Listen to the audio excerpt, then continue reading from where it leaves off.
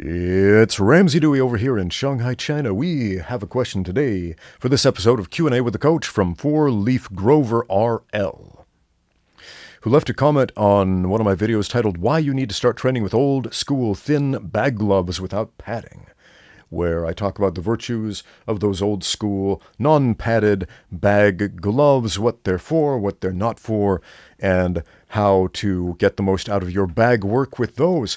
He says this: I don't get why we can't just train with our hands. You can, and we'll talk about why you would and why you wouldn't want to in just a minute.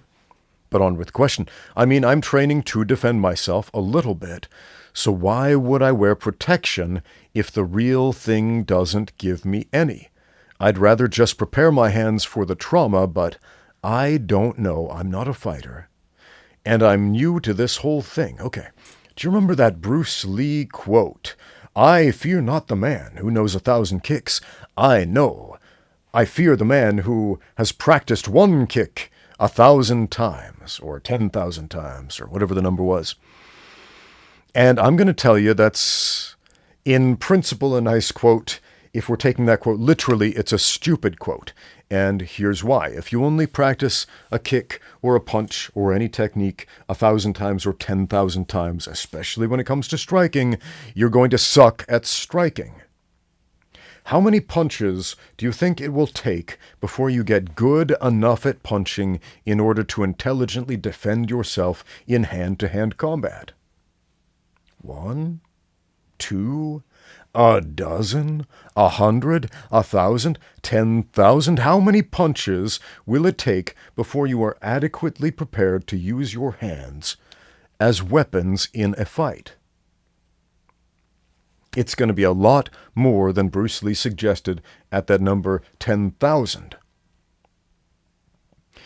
If you do 3 rounds of bag work every day, and that's a fairly conservative number, just 3 rounds on the heavy bag, 3 to 5 minute rounds each, take a minute rest in between, you are throwing thousands and thousands of punches per session.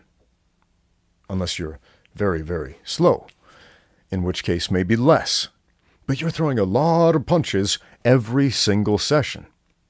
If you do that for a few years, and generally speaking it takes a few years of consistent practice at anything to get good at it, you are going to end up logging a whole lot of punches. A lot more than just 10,000. Why are we talking about numbers here? Won't all of those punches make your fists tougher? Yeah, in theory, if you do it right instead of like an idiot. Here's what happens a lot. When you guys come into the gym and they say the sorts of things that I've heard you say, well, I want to train for self-defense, so I'm not going to use gloves. And then on day 1, they skin up their hands on the heavy bags, and then they can't throw any more punches. And they can't do it the next day because their hands are all scabbed up and bleeding and gross and infected. And they can't do it the next day because they've quit martial arts at that point because it was too traumatizing for them. When if they would have just put a layer of leather over their hands, padding or none, it would have saved them that inconvenience. Why do we train with mats on the floor? If I'm training for the streets and I might be fighting on concrete.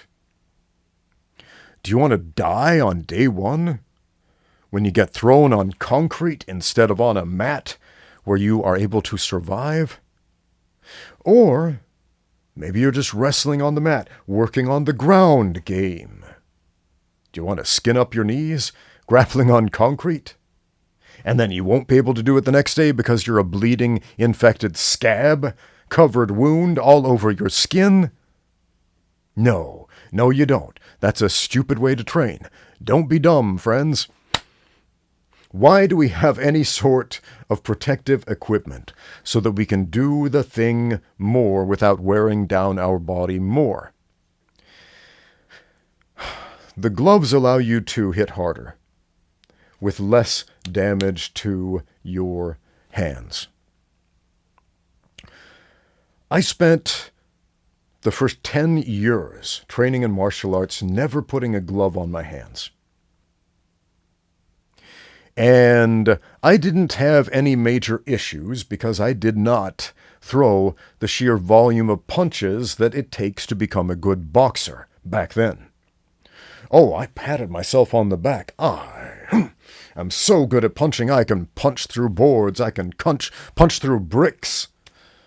I'm powerful, I'm mighty. Look at me, I'm a traditional martial artist. Hiya! And then the sobering reality of combat hits. Oh, the guy with more experience, with a greater volume of training, is able to throw a greater volume of punches and land more punches on your face because he's more used to it. And I'm not, because I spent most of that time punching the air. Oh, but the makiwara. Yeah, I know what a makiwara is. I've used it. I get it. I understand the theory and the concept behind it.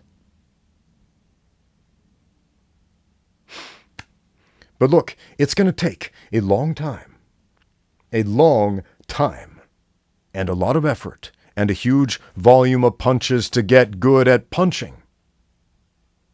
And when you're punching a surface like a heavy bag, which is either going to be leather, some sort of faux leather, or canvas, and you're hitting that repeatedly with this, especially if you're going a lot, you're going to start sweating, your skin is going to get moist, and then it's going to start with all that friction and heat, and moisture is going to peel, and it's going to scab, and it's not going to be good unless you got a little something over the top, a second skin, if you will.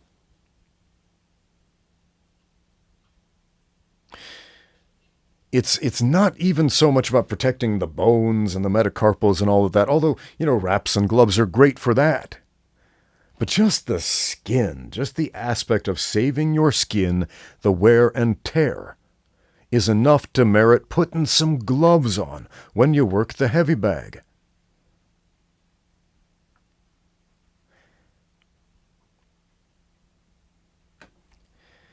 And if you're one of those guys saying, well, I've never had an issue, well, maybe you've just never done enough heavy bag work to get good at punching.